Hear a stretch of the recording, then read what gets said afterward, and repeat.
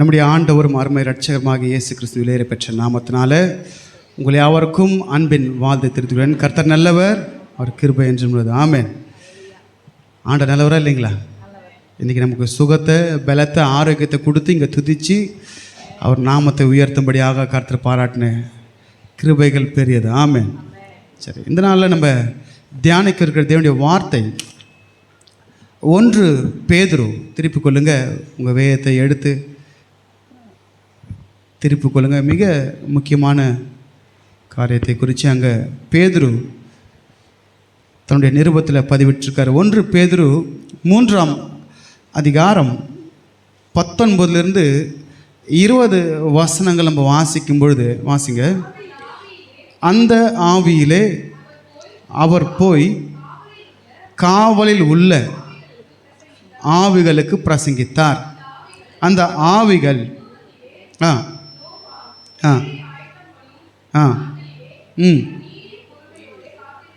தேவன் நீடிய பொறுமையோடு காத்திருந்த பொழுது கீழ்ப்படியாமல் போனவைகள் அந்த பேழையில் சிலராகிய 8 பேர் மாத்திரம் பிரவேசித்து ஜலத்தினாலே. ஆமென். கர்த்தர் நல்லவர். இப்போ இந்த நிருபத்தில் பார்த்தீங்கன்னா பேதுரு தன்னுடைய நிருபத்தின் இந்த தேவன் ஆவியில் கீழே போனார்னு அங்கே பதிவிட்டிருக்கிறாரு. எனக்கு ஒரு ஆச்சரியம் என்னென்னா, பேதுரு கேட்டிருப்பார். ஏன்னா பேதுரு யார் கூட தான் இருந்தார்? ஏசப்பா கூட தான் இருந்தார். ஆண்டவர் கேட்குறதுக்கு எல்லாத்துக்கும் டான் பதில் எல்லாத்துலேயும் முந்தி பேசுபவர். பட்டயத்தை எடுத்தார். மல்குஸ் காதை யார் தான் வெட்டினது? அவர் தான் வெட்டினது. அப்போ இவர் கேட்டிருப்பார், என்ன ஆண்டவர், நீங்கள் மறுத்து 3ஆம் நாள் தான் உயிர் தெழுந்தீங்க, இந்த 3 நாள் எங்கே இருந்தீங்க அப்படின்னு கேட்டிருப்பார் இல்லைங்களா? கேட்டிருப்பார் இல்லையா? நம்ம கேட்டோன்னா நம்ம எதை கேட்குறோமோ ஆண்டவர் அதை செய்வார். நல்லா ஒன்று புரிஞ்சுக்கோங்க, நம்ம எதை கேட்குறோமோ அதை ஆண்டவர் வெளிப்படுத்துவார். இப்போ இவர் எதை கேட்டிருக்காருன்னா, 3 நாள் எங்கே போனீங்க ஆண்டவர் அப்படின்னு கேட்டிருப்பாருன்னு நினைக்கிறேன். அதனால தான் ஆண்டவர் பேதுருவுக்கு இந்த வெளிப்பாட்டை கொடுத்தாரு. என்ன வெளிப்பாட்டை கொடுத்தாரு? நான் சிலுவையில் என் ஜீவனை விட்ட பொழுது கீழே போனேன். கீழே போய் காவலில் உள்ள ஆவிகளுக்கு என்ன பண்ணறான்? கீழே பார்த்தீங்கன்னா 3 விதமான இடங்கள் இருக்குது கீழே. சரிங்களா? எத்தனை விதமான இடங்கள்? 3. மேல் பாதாளம், கீழ் பாதாளம். அதுக்கப்புறம் மேல் பாதாளம், கீழ் பாதாளம். அப்புறம் பிசாசங்களை அடைச்சி அந்த விழுந்து போன தூதர்களை அடைத்து வைக்கிறதுக்கு அந்தகாரம் இருக்குது, அந்தகார சங்கிலி. சரிங்களா? இப்போ 3 ஸ்டேஜாக இருக்குது. நான் எக்ஸாம்பிள் உங்களுக்கு புரியுறதுக்காக சொல்கிறேன். மேல் பாதாளத்தில் யார் இருந்ததுன்னு பார்க்கும்போது தேவனுடைய பரிசுத்தவான்கள், மரித்து கிறிஸ்துக்குள்ளே மரித்தவங்க, அவங்க இருந்தாங்க. கீழ் பாதாளத்தில் கீழ்ப்படியாதவங்க இருந்தாங்க. அதுக்கு கீழே பார்த்திங்கன்னா ஜனங்களை மோசம் போக்கினவங்க.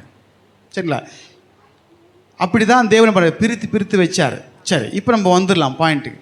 இப்போ ஆண்டவர் பேதுரு ஆண்டவரத்தில் கேட்ட பொழுது ஆண்டவர் சொல்கிறாரு, நான் மரித்த பிறகு எங்கே போனேன்?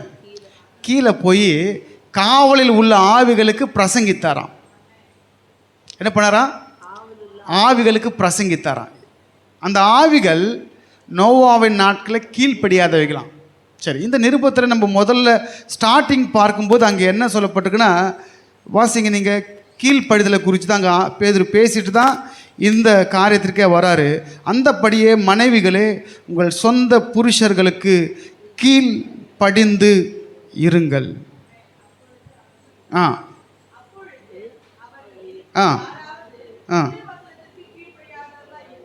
இருந்தால்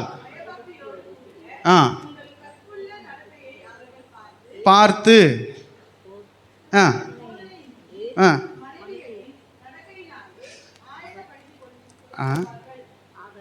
போதும்.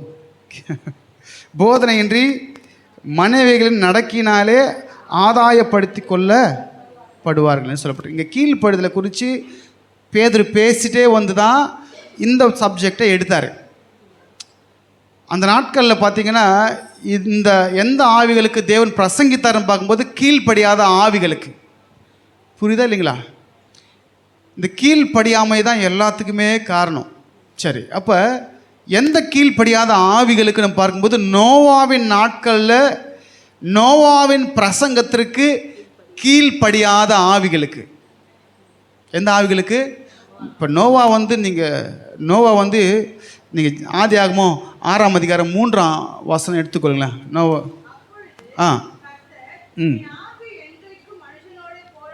போராடுவது இல்லை, அவன் மாம்சம் தானே. இப்போ 120 வருஷம் தான் இனி. என்ன பாருங்கள், வயசை குறிக்கல, 120 வருஷம் தான் இனி இருக்க போகிறான் மனுஷன். அதுக்குள்ளே என்ன பண்ணுற? அதுக்குள்ளே போய் நீ சொல்லு, தேவன் மலையை கொண்டு வரப்பாரு, நீ மனம் திரும்பு, உன் பொல்லாத கிரியை விட்டு திரும்பு, உன் கெட்ட நடக்கையை விட்டு திரும்பு அப்படின்னு போய் யார் பிரசங்கித்தது? நோவா பிரசங்கித்தார். எத்தனை ஆண்டுகள் பிரசங்கித்தார்? கிட்டத்தட்ட 120 ஆண்டுகள் பிரசங்கித்தார். பேழையை ஆயத்தம் பண்ண 5 வருஷம் ஆச்சு. சரிங்களா? அதுக்கப்புறம் தான் பேழையை கட்ட சொல்கிறார் ஆண்டு. சரிங்களா? பேழையை ஆயத்தம் பண்ணார். கொப்பேறு மரத்தினால ஒரு பேழையை உண்டாக்குனார். சரி, அப்போ இந்த நோவாவுக்கு எவ்வளோ பொறுமை! 120 வருஷமாக போய் போய் போய் பிரசங்கிக்கிறாரு. என்ன பிரசங்கிக்கிறாரு?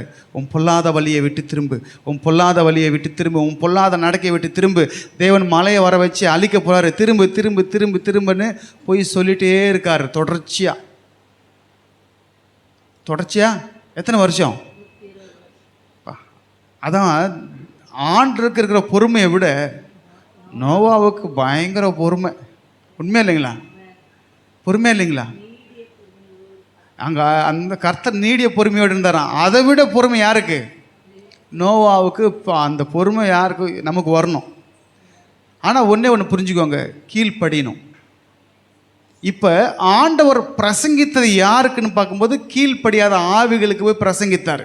நீங்கள் நல்லா பாருங்கள், மேல் பாதாளம் கீழ் பாதாளம் இங்கிருந்து பார்க்குற மாதிரி தான் ஆண்டவர் வச்சார். முதல்ல மரித்த லாசருவும் ஐஸ்வர்யவானும் இருந்தாங்க. மரித்து இங்கிருந்து அந்த ஐஸ்வர்யன் அவனை பார்க்குறாரு. ஏன் பார்க்குற மாதிரி வச்சார்? அவன் ஆல்ரெடி உங்களுக்கு சொன்னேன். ஏன் பார்க்குற மாதிரி வச்சார்?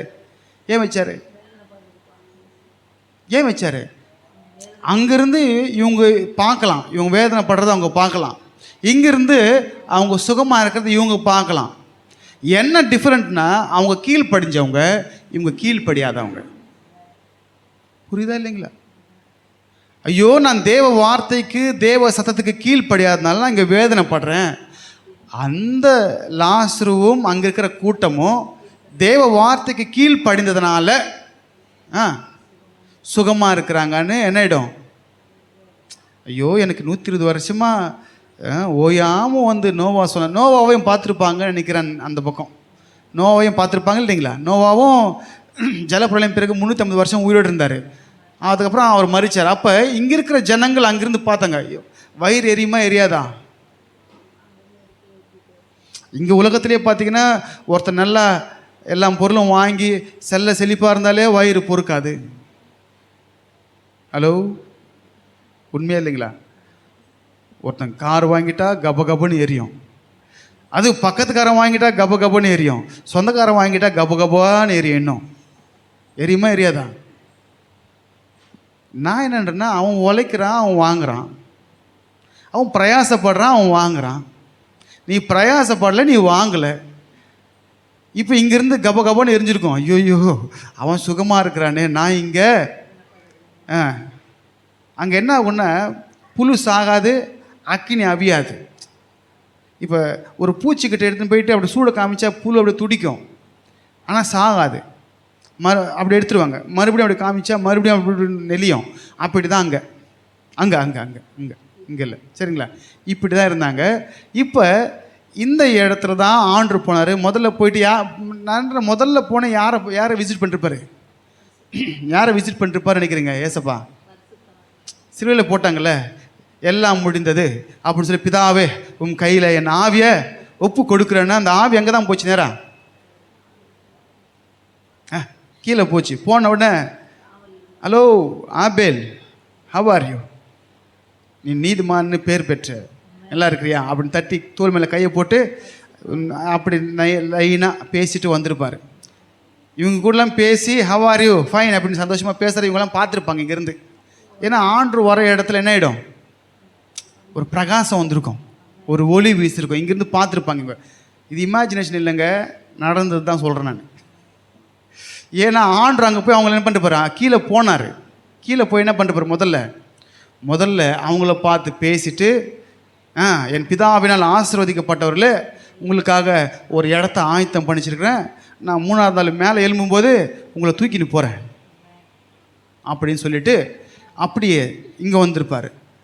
இங்கே வந்து ஜெய் 120 வருஷம் உனக்கு நோவா பிரசங்கம் பண்ணான்ல, உன் நடக்கையை விட்டு, உன் பொல்லாத வழியை விட்டு திரும்பு, உன் பாவ வாழ்க்கையை விட்டு திரும்பு, எல்லாத்தையும் திரும்ப 120 வருஷம் சொன்னால, நீ காது கொடுத்தியா? நான் என்ன கேட்குறேன்னா, 120 வருஷத்தில் ஒருத்தர் கூட ரசிக்கப்படலைங்க, ஒருத்தர் கூட ரசிக்கப்படல. இப்போ பார்த்தீங்கன்னா பயங்கரமான சம்பவம் நடந்துட்டுருக்கு. முன்னெல்லாம் பார்த்தீங்கன்னா உலகத்தின் நடுவில் சபையை கொண்டு வந்து கர்த்தர் வச்சார். இன்றைக்கி சபை நடுவில் உலகம் வந்துடுச்சு. புரியுதா இல்லைங்களா? பாவத்தின் நடுவில் பரிசுத்தத்தை கொண்டு வச்சு பரிசுத்தம் பெருகணும்னு ஆண்டு திட்டம் பண்ணார். இன்றைக்கி என்ன ஆயிடுச்சுன்னா சபைக்குள்ளே பாவம். ஜாக்கிரதையாக இருக்கணும். இதெல்லாம் ஏன் நடக்குதுன்னா, தேவன் சொன்ன மாதிரி இதெல்லாம் நடக்கும். இது நடக்குதுன்னா கர்த்தருடைய வருகைக்கு இது எல்லாமே என்னென்னா அடையாளமாக இருக்கும் என்று சொல்லப்பட்டிருக்கு. அப்போ இந்த கீழ்ப்படியாத ஆவிங்களுக்கு போய் அப்போ கூட ஆண்டு அன்பை தான் பேசியிருப்பார். உனக்கு 120 வருஷம் நோவா சொன்னால கேட்டியா அப்படின்ட்டு பாரு. சவுலை பார்த்து பேசியிருப்பார். சவுலே, எந்த சவுலே, ராஜா சவுல் தரல, முதல் ராஜா சவுல், அவரை பார்த்து பேசியிருப்பார். ஏப்பா உனக்கு நான் சொன்னேன்ல, நீ கீழ்ப்படிஞ்சியா அப்படின்னு கேட்பாரு. சவுலும் கீழ்ப்படல தெரியுங்களா? தேவ வார்த்தையை புறக்கணித்து கொல்லை மேலே விழுந்துட்டார். எது மேலே? கொல்லை. அந்த கொல்லை காப்பாற்றாது. கடைசி நாட்களில் நம்ம பணம் நம்மளை காப்பாற்றாது. தேவ கிருபை மட்டும்தான் காப்பாற்றும். புரியுதா இல்லைங்களா? அதனால் அது மேலே போகக்கூடாது. இல்லாத பொருள் மேலே உங்கள் கண்ணை மனசை பறக்க விடாத. அது இன்றைக்கி இருக்கும், நாளைக்கு போயிடும்.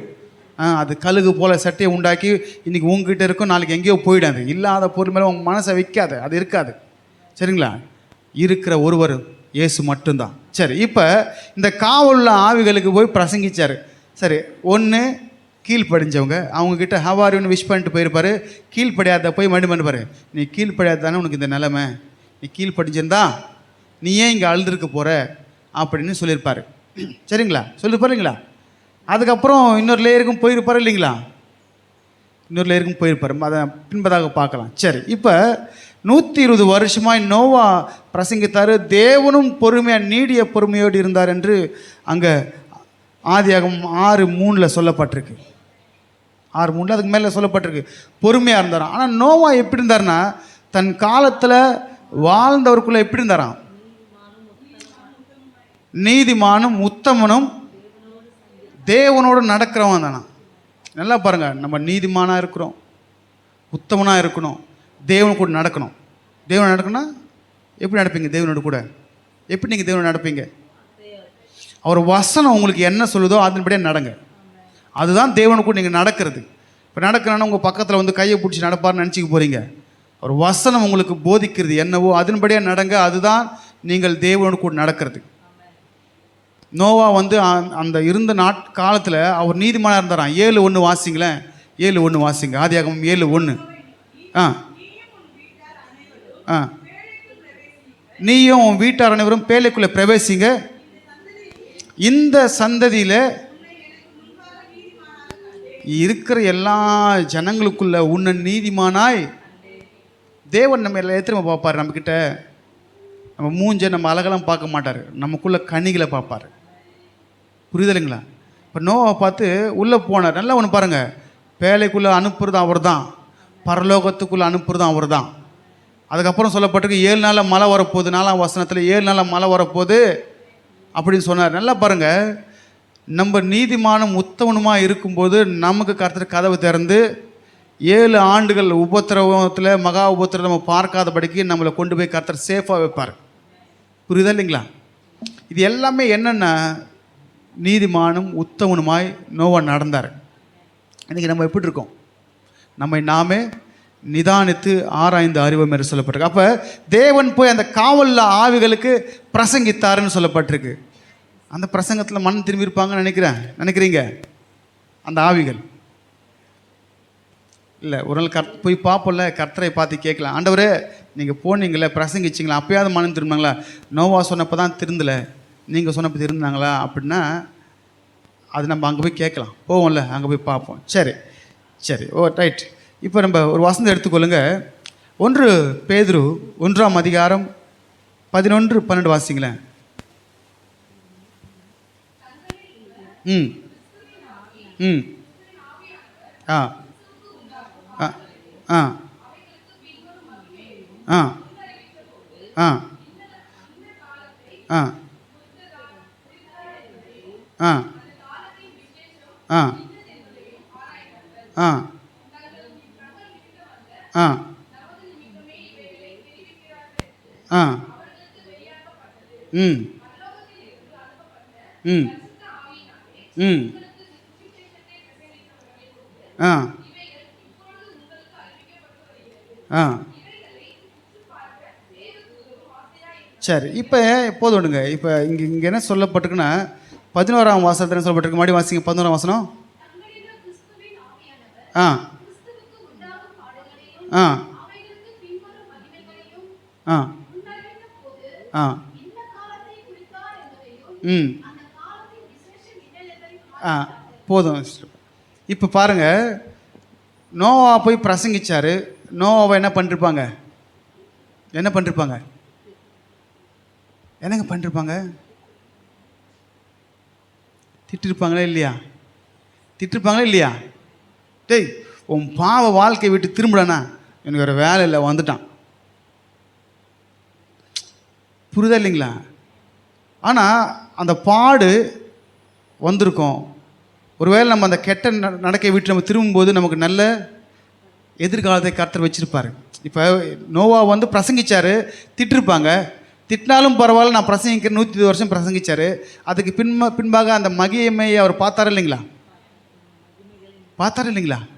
பார்த்தாரா இல்லையா? இப்போ நோவாவுக்கு தெரியுமா 120 வருஷம் கழித்து மழை வரும்னு?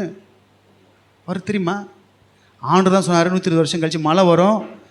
மழை இல்லாத மழையே இல்லை அந்த நாட்களில், சரிங்களா? பனி தான், மூடு பனி வந்து தான் பூமி நினச்சிது. இப்போ நோவாவுக்கே தெரியாது மழை எப்படி பெய்யும், என்ன ஏதுன்னு தெரியாது. ஆனால் தேவன் சொன்னதை போய் அப்படியே சொன்னார். எப்பா, நீங்கள் மனம் திரும்புங்க, தேவன் மழையை வர வைக்கப்பார், தண்ணினால் அழிக்க போகிறண்டாரு, கொஞ்சம் மனம் திரும்புங்கப்பா அப்படின்னு சொன்னார். இதை போய் பிரசங்கிச்சார். அவங்க திட்டினாலும் பரவாயில்லன்னு 120 வருஷம் பிரசங்கிச்சார். ஏன்னா பின்பதாக வருகிற மகிமையை அவர் எதிர்பார்த்தார். புரிதலுங்களா? இப்போ நான் பிரசங்கிக்கிறேன்ல, இதை தேவதூதர் உற்று பார்ப்பாங்க, தெரியுமா தெரியாதா? தேவனுடைய பரிசுத்த ஆவி எனக்கு கொடுக்கப்பட்டு இதை சுவிசேஷமாக சொல்கிறேன் உங்களுக்கு. இங்கெல்லாம் தேவதூதர்கள் இருப்பாங்க, தெரியுமா? காலியான பெஞ்சில் இந்த இடத்துல போய் உட்காந்துருப்பாங்க. கண்ணில் பார்க்க முடியுமா? பார்த்துட்டு இருப்பாங்க, இவன் எப்படி போதிக்கிறான், கரெக்டாக சொல்கிறானா? ரைட், சரி. அப்போ தேவதூதர்களும் ஆசையை பார்க்குறாங்களே. ஏன்னா சில பேருக்கு கஷ்டமாக இருக்கும், தப்பை விட்டு திருந்தணும் போது கஷ்டமாக தான் இருக்கும், திட்டுவாங்க. ஆனாலும் பரவாயில்ல, ஒரு பாவி மனம் திருநாள் பரலோக ராஜ்யத்தில் மிகுந்த சந்தோஷம் உண்டு என்று சொல்லப்பட்டிருக்கு. ரைட், சரி. இந்த ஜனங்க என்ன பண்ணாங்கன்னா, ஒருத்தரும் திருந்தலை. ஒருவேளை திருந்திருந்தா பேலைக்குள்ளே போயிருப்பாங்களா இல்லைங்களா? சரி. இப்போ ஆண்டவர் சொன்னார், யோனாவுடைய பிரசங்கத்தை கேட்டு என்ன நாங்கள் ஜனங்க யோனாவுடைய பிரசங்கத்தை கேட்டு ஜனங்கள் என்ன பண்ணாங்கன்னா திருந்தினாங்களாம். எடுத்துக்கொள்ளுங்க, மத்தேயு எழுதின சுவிசேஷம் 12ஆம் அதிகாரம் 41ஆம் வசனம். ஆ ஆ ஆ ஆ ம் சரி. இப்போ ஆண்டவர் சொல்கிறாரு, யோனாவுடைய பிரசங்கத்தை கேட்டு நினிவே பட்டணத்தில் மனம் திரும்பினாங்களாம். ஆனால் நோவாவுடைய பிரசங்கத்தை கேட்டு அங்கே யாருமே என்ன பண்ணல, தேவ எச்சரிப்பை அவங்க ஏற்றுக்கொள்ளாமல் உதாசீனப்படுத்தினாங்க. நான் என்ன ஒரு காரியம்னா, தேவ வார்த்தை எச்சரிப்பை கேட்டு அவன் மனம் திரும்பும்போது அவன் ரட்சிக்கப்படுவான். அங்கே 120 வருஷம் டைம் குறித்தார், இங்கே 40 நாள் சொன்னார். எத்தனை நாள்? 40 நாள் சொன்னார். 40 நாளில் நினிவேவை கவிழ்க்க போகிறனாரு. நீங்கள் எடுத்துக்கொள்ளுங்க, யோனா 3ஆம் அதிகாரம் 4ஆம் வசனம்.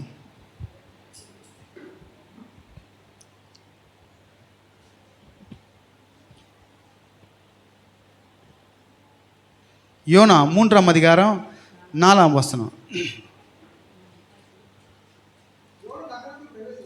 ஆ ஆ ஆ இப்போ பாருங்கள், இவர் சொல்கிறார் நினிவே 40 நாளில் கவிழ்க்கப்பட்டு போகும்னு தான் சொன்னார். நல்லா பாருங்கள், சுற்றி சொல்லிவிட்டு அவர் கம்முன்னு போயிட்டார். ஜனங்க தான் என்ன பண்ணாங்க, பிடிச்சி இழுக்கல அவங்கள.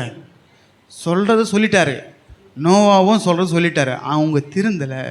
இவங்க என்ன பண்ணாங்க, கேட்டு மனம் திரும்பினார்கள். திரும்பினதால் நீங்கள் அப்படியே வாசிங்க, தொடர்ந்து வாசிங்களேன்.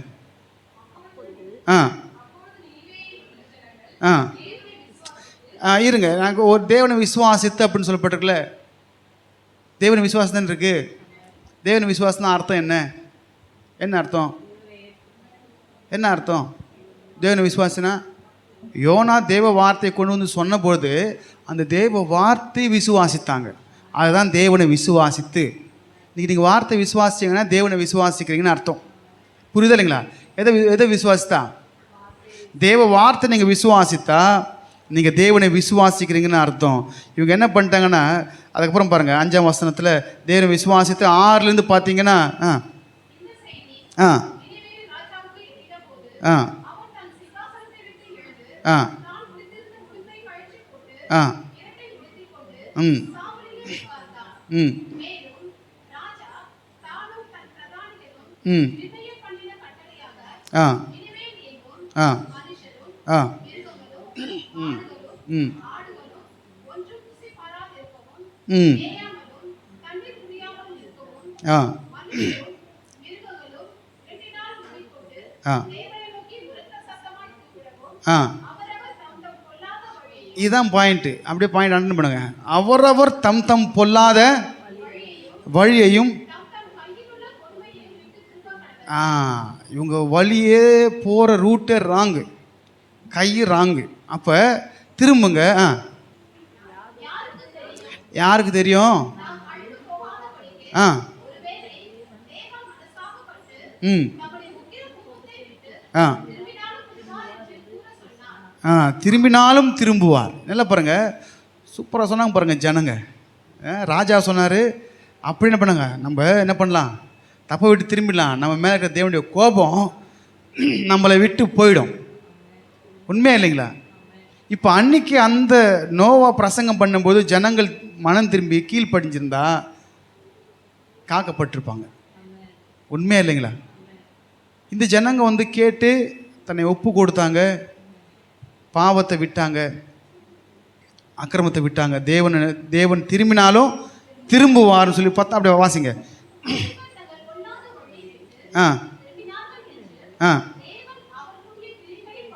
ஆஹா, இதுதான் பாயிண்ட். இதுதான் பாயிண்ட். யார் பார்த்து? தேவன் எப்படி பார்த்தாரு? அப்போ யோனாவை அனுப்பினப்ப யார் தான் கூட இருக்கிறது? பார்க்குறாரு, இந்த பட்டணத்தை விட்டாங்கன்னு பார்க்குறாரு. பொல்லாத கிரியை விட்டாங்கன்னு தேவன் அவருடைய கிரியைகளை பார்த்து நான் அவங்களுக்கு செய்வேன்றத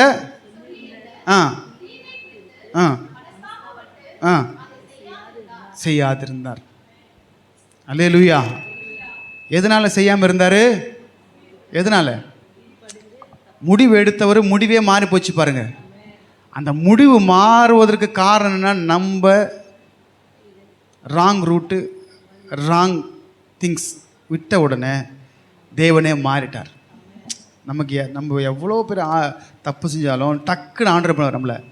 நம்மளை மன்னிக்க அவர் வல்லவராக இருக்கிற தேவ வார்த்தை நம்ம இடத்துல வரும்போது என்ன பண்ணோம்? என்ன பண்ணணும்? இங்கேயும் பிரசங்கம்தான், அங்கேயும் பிரசங்கம்தான், அங்கேயும் பிரசங்கம்தான்.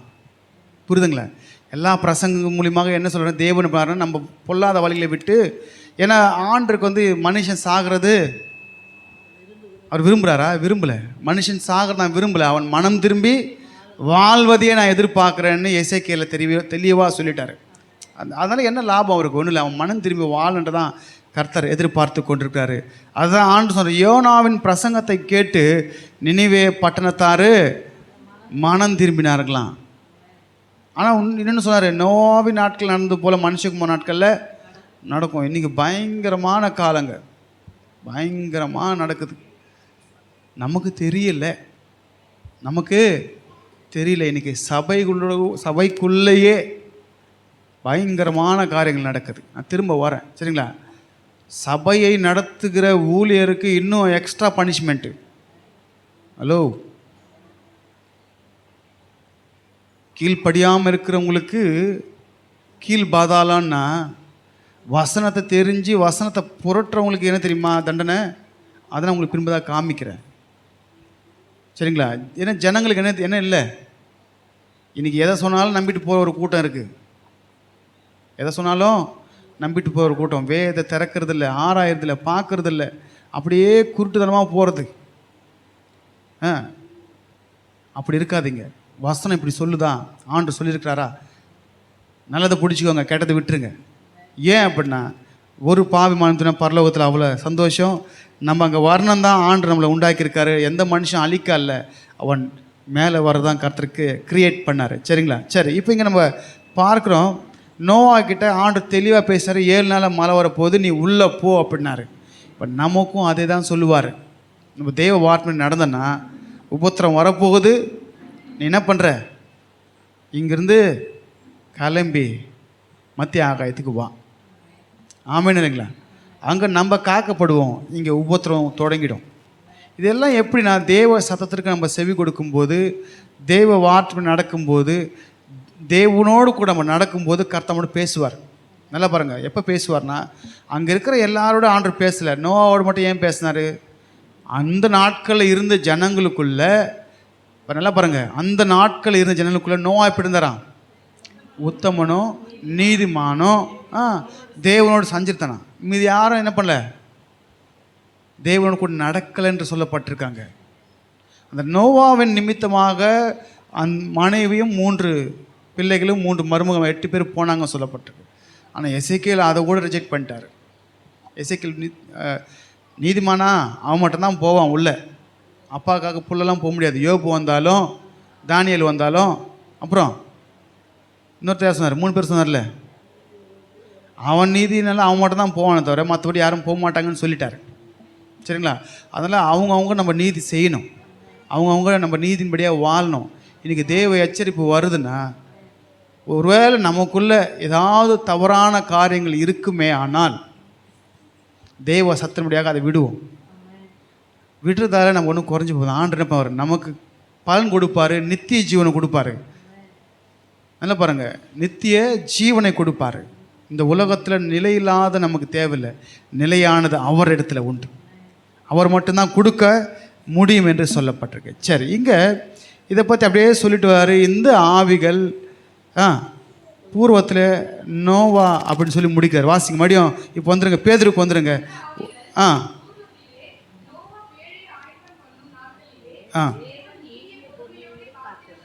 எவ்வளவு பொறுமையாக இருந்தார், அவர் கீழ்ப்படிந்து போகலை. நல்லா பாருங்கள், இந்த பேதுரு பார்த்திங்கன்னா ஆரம்பிக்கும்போது கணவன் மனைவி சொன்னார்ல, நமக்கு கணவன் இந்த மாம்சத்துக்குரிய கணவன் எங்கே சொல்லுவீங்க? பரலோகத்தில் அவர் தான் நமக்கு மணவாளன், நம்ம மணவாட்டி. இங்கே எப்படி புருஷன் பேச்சுக்கு மனைவி கீழ்ப்படி நடக்கிறாங்களோ அப்படி ஏசப்பா பேச்சுக்கு நம்ம கீழ்ப்படிந்து நடக்கணும். உண்மையா இல்லைங்களா? அப்படி நடந்தால் மட்டும்தான் கர்த்தர் நம்மை சேர்த்து கொள்வார். அதை கொண்டு வந்து தான் பேதுரு அப்படியே சொல்லி இதை கம்பைன் பண்ணி காமிச்சார், சரிங்களா? அதனால் நம்ம என்ன பண்ணோன்னா, நமக்குள்ளே எப்பயுமே கீழ்ப்படுதல் இருக்கணும்.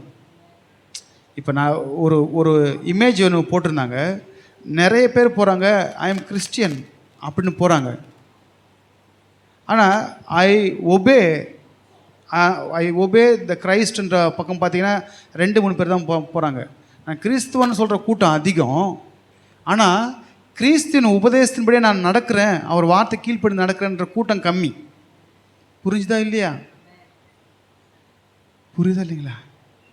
இந்த பக்கம் கூட்டம் நிறைய போகிறாங்க, ஒரு வழி இந்த பக்கம் போகுது. இது வந்து தேவ வார்த்தை கீழ்ப்படி கீழ்ப்படுகிறேன்றது பக்கம் 2-3 பேர் தான் இருக்கிறாங்க. கிறிஸ்துவான்ற பக்கம் நிறைய பேர் போகிறாங்க. கிறிஸ்து நம்மை அழைத்தது எதுக்கு தெரியுங்களா? அவருடைய வார்த்தையின்படியே நம்ம நடக்கிறதுக்கு. ஏதோ அழைச்சாரு, ஏதோ வாழ்கிறோம்லாம் கிடையாது, ஏதோ வாழ்கிறோம் கிடையாது.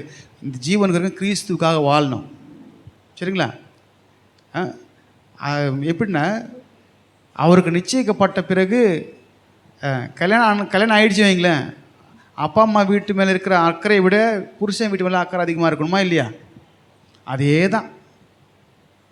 இந்த உலகத்தின் மீது அக்கறையை விட அவருடைய வீட்டு மேலே அக்கறை அதிகமாகணும். புரியுதுங்களா? அதனால் இங்கே கீழ்ப்படியாளர்களை குறித்து அங்கே காவலில் பிரசங்கிச்சாரான். ஆண்டுக்கு எவ்வளோ ஒரு கரிசனை பாருங்கள். என் பாவிங்களா, ஏன்டா இப்படி அவஸ்தைப்படுறீங்க? உனக்கு நோவா சொன்னப்பே நீ திருந்திருந்தா இங்கே வந்து இருந்திருப்பியா? நீ அங்கே பாரு துள்ளி விளையாடுது பாருங்க. நீங்கள் நெளிஞ்சிட்ருக்கிற, அழுதுட்டுருக்குற, அங்கே இருக்கிறது பாரு, சிங்கக்குட்டி பாரு எப்படி எகிறது பாருங்க அப்படின்னு காமிச்சிருப்பாரு. ஏன் தெரியுமா? ஆண்டு ஒவ்வொரு ஊமை வந்து சும்மா ஊமையை சொல்ல நினச்சிக்காதுங்க. ஏசப்பா சொல்கிறதுல ஒவ்வொன்றிலையும் ஒரு கருத்து இருக்கும். அந்த லாசருவும் ஐஸ்வர்யனுடைய அந்த ஊமை சொன்னபோது பார்த்து வயிறு எரியும். ஐயோ, நமக்கு கிடைச்ச நாட்களில் நோவா சொன்னப்போ கேட்கலையே, அவனை புறக்கணிச்சோமே, அவனை தள்ளணுமே, தேவ வார்த்தையை ஏற்றுக்கொள்ளியே, அவன் எச்சரிப்பை ஏற்றுக்கொள்ளியே, அவன் எச்சரிப்பல்ல, தேவன் கொடுத்த எச்சரிப்பை ஏற்றுக்கொள்ளியே, இன்றைக்கி நான் இங்கே புழு மாதிரி வெந்துட்டுருக்குறேன். கேட்டவாங்க என்ன பண்ணிட்டுருக்குறான்? நோவாவும் குடும்பத்தோட காம் பார்த்தீங்கன்னா, காம் என்ன ஆகிட்டாருன்னு தெரியல. சரிங்களா? நோவாவும் சரி அதெல்லாம் விட்டுருங்க. நோவாவை பார்த்துருப்பாங்க. ஐயோ, பிரசங்கம் பண்ண வாங்க இருக்கிறான், இங்கே நான் மாட்டிட்டு முழிக்கிறேன். ஆண்டு சொல்கிறார், அங்கே பாரு நோவை பற்றியா, நோவை பாரு, அங்கே உனக்கு பிரசங்கிச்சவன் அங்கே இருக்கிறான், நீ எங்கே இருக்கிற அப்படின்னு காமிச்சிருப்பார். ஏன் அப்படின்னா, அந்த ஏக்கத்திலேயே அந்த வருத்தத்திலேயே இன்னும் நசுங்கிடுவாங்க. புரியுதுங்களா?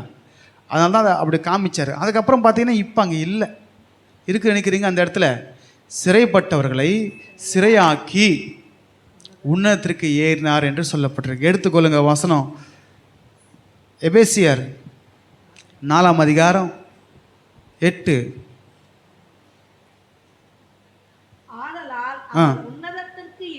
அவர் உன்னதத்திற்கு ஏறி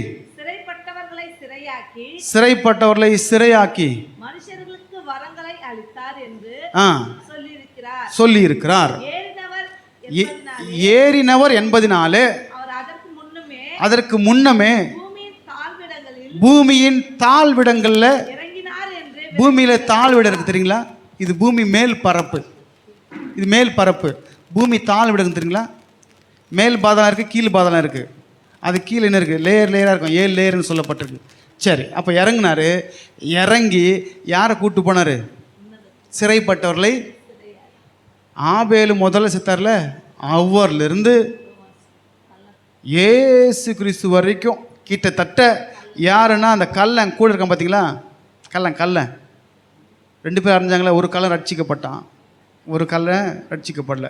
அது வரைக்கும் எல்லாரும் எங்கே கொண்டு போனார்? எங்கே கொண்டு போனார்? இப்போ ஏறினார், உன்னதத்துக்கு ஏறினார். அவர் தான் உன்னதத்துக்கு போவார். இவங்களை கொண்டு போய் எங்கே விட்டுருப்பார்? பரதேசில் விட்டு போயிருப்பார். எதில் விட்டுருப்பார்?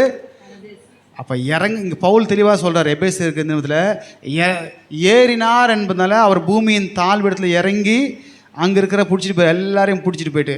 நீங்கள் எல்லாம் பார்த்தீங்கன்னா மத்திய சுவிசேஷம் 20 எடுத்துக்கொள்ளலாம். மத்திய சுவிசேஷம் 27ஆம் அதிகாரம் 51-52 வாசிங்க.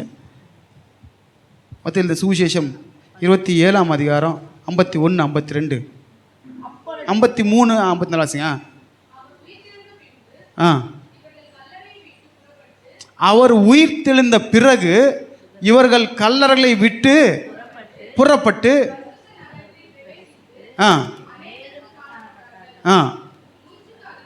சரி இது இருங்க, எத்தனை வருஷம் வாசிங்க? 52ஆ? 52 வாசிச்சிங்களா? ஆ ஹலோ, சிறைப்பட்டவர்களை சிறையாக்கி கொண்டு போவார்னு சொல்லப்பட்டிருக்குல்ல. அவர் உயிர்த்தெழுந்த அவர் கல்லறை ஓப்பன் ஆனதுக்கப்புறம் அவர் தான் முதல் ஃபஸ்ட் ஃப்ரூட், முதல் அவர் தான். அதுக்கப்புறம் இவங்கெல்லாம் பரிசுலாம் எழுந்தாங்க. இவங்கெல்லாம் கூட்டி எங்கே போனார்? எங்கெங்க போனார்? எங்கே போனார்? அவர் உயிர்த்தெழுந்த பிறகு 3 நாள் கழிச்சு தான் அவர் கலரை ஓப்பன் ஆச்சு. அதுக்கப்புறம் இவங்க கலரை ஓப்பன் ஆச்சு. அப்போ 3 நாள் எங்கே இருந்தார்னா கீழே இருந்தார். அவங்க கூட பேசினார், இவங்க கூட பேசினார். அது கீழே போயிட்டு அந்த காரத்தில் இருக்கிற அவங்க கூட பேசினார். பேசிட்டு கீழே இருக்கிற அவனையும் விட்டார், அந்த காரத்தில் இருக்கிறவனை. அதுக்கு மேலே இருக்கிற கீழ் பாதாளத்தில் இருக்கிற அவங்களையும் விட்டார். மேல் பாதாளத்தில் இருக்கிற பரிசுத்தவான்களை மட்டும் கூட்டிட்டு ஏன்னா இவங்கெல்லாம் தேவ வார்த்தையின்படியாக கீழ்ப்படி நடந்தவங்க. ஆபேலிருந்து, ஏன்னா முதல்ல மரிச்சது யார்? உலகத்தில் இந்த பூமி உண்டானப்போ மரிச்சது முதல்ல ஆபேல். தன் வரிசை, சரிங்களா? முதல்ல ஆபேலிருந்து எத்தனை பரிசுத்தவான்கள் இருந்தாங்களோ, பரிசுத்தவான ஒன்று நீங்கள் பெருசாக நினச்சி போகிறீங்க. தேவ வார்த்தையின்படி நடக்கிறது தான் பரிசுத்தவான். புரியுதுங்களா? ஏசப்பா வார்த்தையின்படியே நடந்தால் பரிசுத்தவான். இயேசுவின் வார்த்தையை அசட்டை பண்ணுறவன் அசுத்தவான். சரிங்களா? அப்படி ஏறி அவங்கள சிறையாக்கி கொண்டு போய் பரதீசில் அவங்கள விட்டுட்டு அப்படியே அவர் உன்னதத்திற்கு போய், உன்னதன்னா 7 வானங்களுக்கு மேலாக உண்டாக்கின எல்லாவற்றும் மேலாக அவர் போய் இருக்கிறார், ஒருவரும் சேரா ஒளியில். எல்லாம் ஒன்று பார்த்துக்கோங்க, நம்ம தேவனை நம்பணுன்னா, ஏசப்பா வார்த்தையின்படியாக நடந்தன்னா நம்ம வெட்கப்பட்டே போக மாட்டோம். ஹலோ, வாசிங்க சங்கீதம் 31:17. சங்கீதம் 31:17. உம்மை நோக்கி கூப்பிட்டேன், நான் வெட்கப்பட்டு போவாதபடி செய்யும். ஹலோ ஹலோ, புரிஞ்சுதா? இவங்கெல்லாம் தேவ வார்த்தைப்படி நடந்தவங்க. நான் வெட்கப்பட்டு போகாதபடி செய்யும் அப்படின்னா இவங்கெல்லாம் கூட்டு போவார். இவங்க சந்தோஷமானாங்க, அவங்க வெட்கப்பட்டாங்க. ஹலோ, ஃபஸ்ட்டு இருப்பாங்க, நீ இங்கே தான் இருக்க, நானும் இங்கே தான் இருக்கேன்ப்பா, என்ன உனக்கும் எனக்கும் கொஞ்சம் தான் கேப்பு, நீ அங்கே இருக்கிற, என்ன உனக்கு ஜில்லுன்னு காற்று வருது, எனக்கு சூடாக காற்று வருது. ஆனால் அவர் வந்து எடுத்துகிட்டு போன பிறகு இவங்களுக்கு வெட்கம் உண்டாயிருக்கும். ஆமாம் இல்லைங்களா? அப்படியே நீங்கள் இப்போ வீட்டில் போயிட்டு சங்கீதம் 31:17-19 வரைக்கும் வாசிச்சுக்கோங்க. சரிங்களா? ரைட். சரி, இது வந்து கீழ் படியாதலை குறித்து ஆண்டவர் பேசியிருக்கிறாரு. சரிங்களா? இவங்களுக்கு கீழ் பாதாளம். இந்த கள்ள தீர்க்கதரிசிகள், கள்ள போதகர் இருக்காங்க பார்த்தீங்களா, அவங்கள குறித்து 2 பேதுரு எடுத்துக்கொள்ளுங்க. 2 பேதுரு 2ஆம் அதிகாரம் 1ஆம் வசனத்திலிருந்து வாசிங்க. கள்ள தீர்க்கதரிசிகளும் எங்கே இருந்தாங்களா? நோவா அன்றைக்கி ஒரு தீர்க்கதரிசியாக இருந்தால், நல்ல தீர்க்கதரிசின்னு இருந்தால் ஒரு கள்ள தீர்க்கதரிசி கண்டிப்பாக இருப்பான். நோவா போயிட்டு இப்போ அழிச்சிட்டு வரப்பானா, அதெல்லாம் கிடையாதுடா, அவனுக்கு ஒரு வேலை இல்லை, அவனை விடு, அவன் ஓரங்கட்டு அப்படின்னு பேசியிருப்பாங்க கள்ள தீர்க்கதரிசிங்க. உண்மை இல்லைங்களா? ரைட், வாசிங்க. அப்படியே உங்களுக்குள்ளும் கள்ள போதகர்கள் இருப்பார்கள். அவர்கள் கேட்டுக்கு ஏதுவாக எப்படி நுழைப்பாங்களா?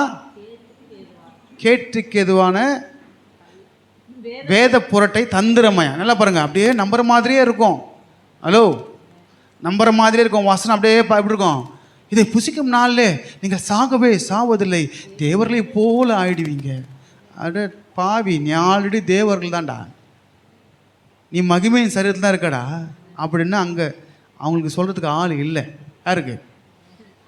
எப்படின்னா வேத பொருட்கள் என்ன எப்படி நுழைப்பாங்களா?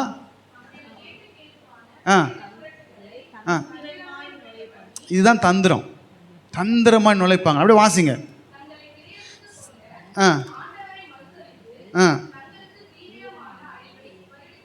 இப்போ நான் ஒரு வார்த்தை சொல்கிறேன் உங்களுக்கு, நீ தப்பு செஞ்சால் ஆண்டு ஒன்று அடிப்பார்.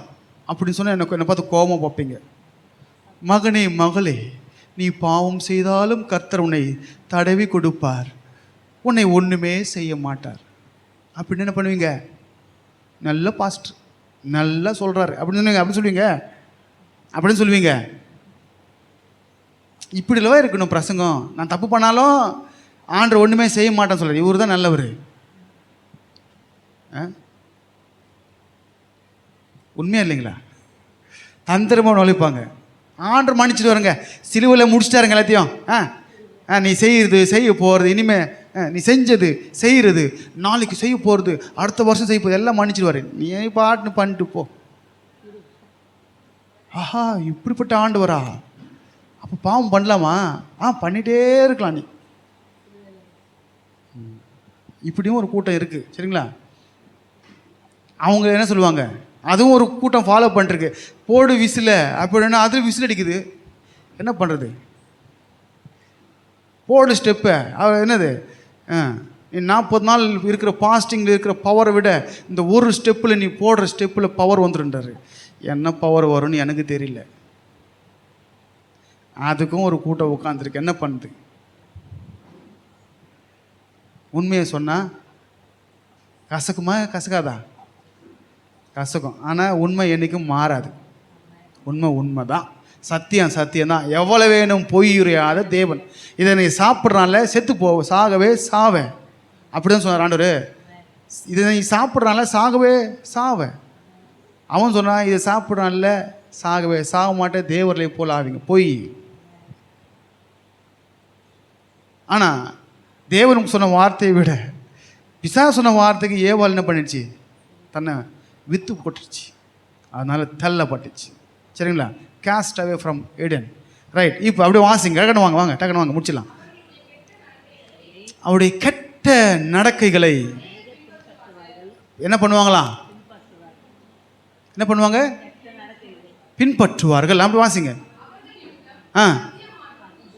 படுதா இல்லையா? இப்போ ஹலோ, 2000 வருஷத்துக்கு 1950 வருஷமாக எழுதி வச்சது தீர்க்க தரிசனமாக. சில பேர் பண்ணுறதால நம்ம பேர் கெட்டு போதா இல்லைங்களா? அதுலேயும் உண்மையாக இருக்கிறவங்க இருக்கிறாங்க. இங்கே என்ன சொல்லணும்னா, கள்ள தீர்க்க தரிசிகள் இருந்தது போல் நல்ல தீர்க்க தரிசி இருந்தாங்க, கள்ள தீர்க்க தரிசி இருந்தாங்க. நல்ல போதலும் இருக்கிறாங்க, கள்ள போதலும் இருக்கிறாங்க. கண்டுபிடிக்கணும் நீங்கள் தான். எப்படி கண்டுபிடிப்பீங்க? அவங்க கனிகள்னால. ரைட், சரி, அப்படியே வாசிங்க.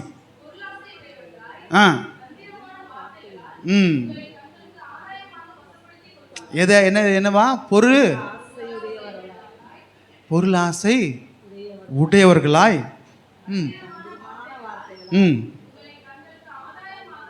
யாருக்கு ஆதாயப்பட? தேவனுக்கு ஆதாயப்படுத்தல. நான் கேட்குறேன், நீங்கள் யாருடைய ஆடு? அவருடைய ஆடு. உங்களை மேய்க்கிறது தான் என்னை வச்சிருக்காரு கண்காணியா. பேதுரு பார்த்து சொன்னார், அதே பேதுரு பார்த்து தான் சொன்னார், என் ஆடுகளை மேய்ப்பாயாக, ஆட்டுக்குட்டியை மேய்ப்பாயாக அப்படின்னு சொன்னாருங்களா? ஆடு யாருது? நீங்கள் யாருடைய? கர்த்தருடையவர்கள். உங்களை நடத்துறதுக்கு என்ன வச்சுருக்காரு. நீங்கள் ஆடு தான். நீங்கள் குட்டி போடணும். நீங்கள் குட்டி போடணுமா இல்லையா? போடணுமா இல்லையா? மேய்க்கிறது என் வேலை, குட்டி போடுறது உங்கள் வேலை. உங்கள் நாட்கள் ஆண்டு வருகைக்குள்ள ஒரு குட்டியாவது, ஆவிக்குரிய குட்டி நான் சொல்கிறது, குட்டியாவது போடுறதுக்கு பிரயாசப்படுங்க, சரிங்களா? கர்த்தர் நல்லவர், சரிங்களா? ஆடுகளை மேய்ப்பாங்க. அப்படியே தொடர்ந்து வாசிங்க, அந்த வசனத்தை வந்துருங்க. இப்போ இந்த மாதிரி கள்ள பயணங்களுக்கு விதிக்கப்பட்டிருக்கிற ஆக்கினை அயர்ந்திராது. அவருடைய அழிவு உறங்காது.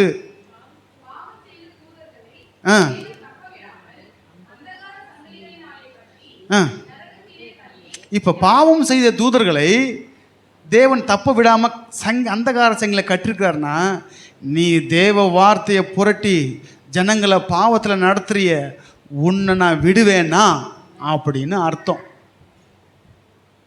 ஹலோ, புரியுதா? பாவம் செய்தவர்கள்னால் தேவ வார்த்தையை புரட்டி நயவஞ்சகமாக காமிச்சு, ஆசையை காமிச்சு, இச்சையை காமிச்சு, மோகத்தை காமிச்சு, பண ஆசையை காமிச்சு, பொருளாசை எல்லாத்தையும் காமிச்சு விழுந்து போக செஞ்சாங்க. அவனை விடவே இல்லை. அவனை எதில் கட்டிருக்காரான்? அந்தகார செங்கில். என்னங்க அந்தகார செங்கில்? என்னது? செங்கிலி தெரியும். அந்தகார செங்கில் என்னது? Chain of darkness. ஆண்டு சொல்லார்ல, அவன் கையை காலை கட்டி புறம்பான இருளில் தள்ளு, அங்கே அழுகையும் பற்கடிப்போம். எல்லாம் பாருங்கள், ரொம்ப இருட்டாக இருந்துச்சுன்னா எதுவுமே தெரியாது, பக்கத்தில் ஒன்றும் பார்க்க முடியாது. இவங்களுக்காவது இங்கேருந்து பார்க்கலாம். ஹலோ, இந்த கீழ்ப்படியாதவங்க இங்கிருந்து அங்கே பார்க்கலாம். ஆனால் பொய் போதகம் பண்ணி ஜனங்களை ஏமாத்து, அதுக்குன்னு சந்தோஷப்படாதீங்க. இவங்க லைட்டு, அவங்களுக்கு வெயிட்டுன்னு எல்லாம் அவுட்டு. என்ன உள்ள இருட்டில் கட்டி போட்டுருவார், யாரையுமே பார்க்க முடியாது. புரியுதுங்களா? அந்தகார செங்கிலால் கட்டுவார்.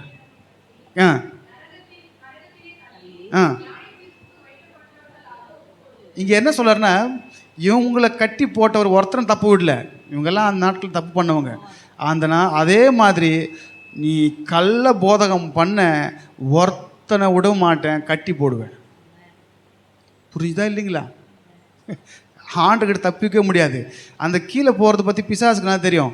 லேகியன் பிசாசை ஓட்டினார்ல, அது சொல்லுது, என் பதார்த்துக்குள்ளே அனுப்பாதீங்க ஆண்டவரே. ஏன்னா அங்கே இருக்கிற வேதனை அதுக்கு தெரியும். தெரியுமா தெரியாதா? ஒருத்தன் மூஞ்சி ஒருத்தன் பார்க்க முடியாது ஆண்டவரே. அந்தகார செங்கிலில் போட்டு கட்டுவீங்க பாதாளத்தில். கட்டினா இப்படி நான் இங்கேயாவது என்ன பண்ணுறேன், பண்ணிக்குள்ளே நாய்க்குள்ளே அதுக்குள்ளே பூந்துன்னு சுற்றிட்டு இருக்கிற ஆண்டவரே, தயவு செஞ்சு வேணாம் ஆண்டவரே அப்படின்னு கேட்குது. ஏன்னா உள்ளே இருக்கிற கதை அதுக்கு தெரியும். சரிங்களா? அதனால் தெளிவாக இருக்கும். இந்த கடைசி நாட்கள் நம்ம இருக்கிறோம். சத்தியத்தை சத்தியமாய் பிடித்து கொள்ளுங்க. வஞ்சகத்தில் விழுந்து போகாதீங்க. சரிங்களா? நிறைய பேர் என்ன பண்ணுறாங்க, வார்த்தைக்கு முக்கியத்துவம் கொடுக்குறதில்ல. மியூசிக்கு, டான்ஸு, உடுக்கு அடிக்கும்போது டட்டுன்னா ஆடுவாங்க. உடுக்கு முடிஞ்சோடனே சப்புன்னு ஆடுவாங்க, அப்படியே ஒரு மாதிரி ஆடுவாங்க. உங்களை உணர்ச்சி தூண்டுறதோ என்ன பண்ணாலும் அதில் ஒன்றும் இல்லை. நீங்கள் ஆவியில் நிரப்பப்பட்டிருக்கணும். தேவ வசனத்தில் பலன் கொண்டிருக்கணும். ஒரு வசனம் உங்களுக்குள்ளே வந்துச்சுன்னா நீங்கள் வெளியே போனாலும் உங்க கூட பேசும், கூட சம்பாஷிக்கும். புரியுதுங்களா? ஆனால் எதுக்கு முக்கியத்துவம், அதுக்கு முக்கியத்துவத்தை கொடுக்கறதில்ல. சில சபைகள்லாம் பார்த்தீங்கன்னா 1 மணி நேரம் ஆராதனை, 30 நிமிஷம் பிரசங்கமா. புரியுதுங்களா? மியூசிக் யார் தான் தலைவன்? மியூசிக் யார் தலைவன்? யார்? நான் கேட்குறேன், பவுலும் சீலாவும் மியூசிக் இன்ஸ்ட்ருமெண்ட்டாக வச்சு வாசித்தாங்க ஜெயிலுக்குள்ளே. நீ வாயை திறந்து நார்மலாக பாடினாலே ஆண்டவர் வந்துடுவார். உன் மேலே வாத்தியங்களும் உன் நாகசுருவங்களும் எல்லாம் தள்ளுண்டு போச்சுனாரு. நம்ம எதுக்கு இம்பார்ட்டன்ட் கொடுக்கணும் அதை பார்த்துக்கோங்க. சில சபைகள்லாம் பார்த்தீங்கன்னா இன்றைக்கி பாட்டுக்கு ஆராதனைக்கு தான் முக்கியத்துவம் கொடுப்பாங்க தவிர தேவ வார்த்தைக்கு முக்கியத்துவம் கொடுக்கறது இல்லை. சரிங்களா? அது இருக்கட்டும் ஒரு பக்கம். அதுக்கு நீ எவ்வளோ கொடுக்குறியோ அதை விட 1 மடங்கு தேவ வார்த்தைக்கு நீ என்ன பண்ணோம். நம்ம யாரை துதிக்கிறோம், தேவனை துதிக்கிறோமா, அது இருதயத்துலேருந்து துதிங்க. தேவனை துதிங்க, அவரை உயர்த்துங்க. சரிங்களா? அதே போல் வார்த்தைக்கு முக்கியத்துவம் கொடுங்க. வார்த்தை தான் உங்களை விடுவிக்கும். நோவாவின் பிரசங்கம் கேட்காதால போச்சு, யோனாவின் பிரசங்கத்தை கேட்டதால தப்பிச்சிட்டாங்க. ஆமாண்ணே இல்லைங்களா? அந்த வார்த்தை தான் நம்மளை விடுவிக்கும். நல்லா ஒன்று புரிஞ்சுக்கோங்க. இன்றைக்கி ஆவிகளுக்கு பிரசங்கித்தார்னா ஆண்டவர் எங்கே போனால் வார்த்தை தான், வார்த்தையாகுதுன்னு வார்த்தை பேசுவார். ஏன் அப்படின்னா அவர் வார்த்தைக்கு வல்லமை உண்டு, வார்த்தைக்கு ஜீவன் உண்டு. அதனால் நம்ம என்ன பண்ணோன்னா, வாழ்க்கையில் தேவ வார்த்தைக்கு கீழ்ப்படிங்க, தேவ சத்தத்துக்கு உங்களை ஒப்பு கொடுங்க, தேவனுக்காய் வாழ பழகுங்க, வசனத்துக்கு நீங்கள் கீழ்ப்படிஞ்சு நடக்கணும், தேவனுக்கு முதல்ல இடம் கொடுங்க. முதல்ல பாருங்கள், நம்ம ஆராதனைக்கு நேரத்தோடு வரணும். அதை கொஞ்சம் பழகிக்கோங்க. சரிங்களா? ஏன்னா இங்கே தேவ தூதர்கள் இருக்கிறாங்க, உங்களை பார்த்து தான் இருப்பாங்க. அதனால் நம்ம எதுக்கு இம்பார்ட்டன்ஸ் கொடுக்குறோம்? இந்த நாளில் இன்னைக்கு 24 மணி நேரங்கள் இருக்குது. இந்த 24 மணி நேரங்களில் கர்த்தரிடத்துல எவ்வளோ மன வாஞ்சியாக எவ்வளோ உற்சாகமாக வரோன்றதை கர்த்தர் எதிர்பார்ப்பார். தேவதூதர்கள் இந்த பிரசங்கத்தை கேட்கறதுக்கு வாஞ்சியாக மட்டும் இல்லை, உங்கள் வருகையை பார்ப்பதற்கும் வாஞ்சியாக இருப்பாங்க. புரிதலைங்களா? அதனால் நேரத்தோடு வாங்க, தேவ வார்த்தை பெற்றுக்கொள்ளுங்க, தேவ ஆசீர்வாதத்தை பெற்றுக்கொள்ளுங்க. வசனத்தை பெற்றுக்கொண்டு அப்படியே இல்லை, வசனத்தை நீங்கள் மேலும் சகோதரரே, யாக்கோபுல சொன்னது போல் ஒன்றில் சகோதரர் நீங்கள் உங்களையே வஞ்சித்து கொள்ளாதபடிக்கு திருவசனத்தை நீங்கள் கேட்டுட்டு இப்படியே போகிறதில்ல, அதன்படியாக நடக்க பாருங்கள். இல்லைன்னா நீங்கள் உங்களே ஏமாற்றிட்டு போகிறீங்க. வருஷ கணக்காக நீங்கள் பிரசங்கம் கேட்டு உங்களுக்குள்ளே மாற்றம் வரலன்னா அது ரொம்ப கவலைக்குரிய காரியம். உங்களுக்குள்ளே கிரியை நடக்கலைன்னு அர்த்தம். தேவ வசனம் உங்களுக்குள்ளே வேலை செய்யலைன்னு அர்த்தம். அப்படியே இருந்தீங்கன்னா ஆபத்து உங்களுக்கு தான், பிரச்சனை உங்களுக்கு தான், நீங்கள் தான் ஃபேஸ் பண்ண போகிறீங்க. அதை நல்லா எதிர்பார்த்துக்கணும். அடுத்தவனை விட்டுருங்க. சில பேர்லாம் நம்புற அடுத்தவன் கெட்டு போகிறத பார்த்து சந்தோஷம். இவனே காரை மூஞ்சி நிலையில் இருப்பாங்க, அடுத்தவன் கெட்டு போகிறத பார்த்து அது ஒரு சந்தோஷம். நமக்கு அது தேவையில்லை. நம்ம நல்லா இருந்தால் விழுந்தவனுக்கு 10 ரூபா கொடுத்து உதவி பண்ணலாம். அவன் அப்படி இவன் அப்படி அவன் நடக்கலாம், அந்த கதைலாம் வேணாம். நம்மளை கணக்கு கேட்பாரு, நம்ம ஒழுங்காக இருந்துக்கலாம். அவன் கிரியைக்கு தக்கதான பலன் அவரோடு கூட வரும்னு சொல்லப்பட்டிருக்கு. அதனால் என்ன பண்ணுறீங்க, இருக்கிற நாட்களில் நேரத்தை பிரயோஜனப்படுத்தி கொள்ளுங்க. பேதுரு போல நிரப்பன்னு கேளுங்க. என் மூலியமாக உங்கள் தெருவெல்லாம் போகும்போது ஏசப்பா ஜனங்கள்லாம் ரட்சிக்கப்படணும் ஏசப்பா அப்படின்னு ஜெபம் பண்ணிட்டே போங்க. ரோட்டு மேலே போகும்போது ஜெபம் பண்ணிட்டு போங்க. ஆண்டவரே, ஜனங்கள் அழிந்து போகிறது உங்களுக்கு பிரியம் இல்லை, உங்கள் ரட்சிக்கப்பட உதவி செய்யுங்க. உங்கள் ஜெபத்தினால அந்த தெருவில் போகிறதோ ரோட்டில் போகிறதோ ஒன்று ரட்சிக்கப்பட்டாலே பெரிய விஷயம். ஜெபத்தினால முடியும். சரிங்களா?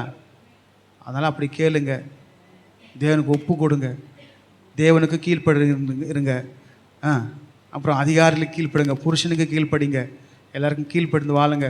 அதே மாதிரி புருஷங்களும் பார்த்தீங்கன்னா தேவனுக்கு கீழ்ப்படிங்க, மனைவி எடுத்து அன்பு கூறுங்க. அன்பு கூறுங்க, அவங்கள கசந்து கொள்ளாதீங்க. இதுதான் பைபிள் சொல்லப்பட்டிருக்கு. சும்மா எரிஞ்சு விழாதீங்க மனைவிங்க மேலே. அதே மாதிரி மனைவிகளும் வந்து என்ன பண்ணாதீங்க, புருஷன் பேச்சு கீழ்ப்படியாமல் இருக்காதீங்க. இப்படி இருந்தீங்கன்னா நடக்கும்போது நீங்கள் ரட்சிக்கப்படாத புருஷனை ஆதாயப்படுத்திடலாம், ரட்சிக்கப்பட்ட புருஷனையும் பிரியப்படுத்திடலாம். ஆமாம் இல்லைங்களா? அதனால் தேவ திட்டத்துக்கு உங்களுக்கு ஒப்பிடுங்க. கர்த்தர் உங்களை ஆசீர்வதிப்பார். கர்த்தர் உங்களுக்கு பெரிய காரியங்களை செய்வாராக. ஆமென்.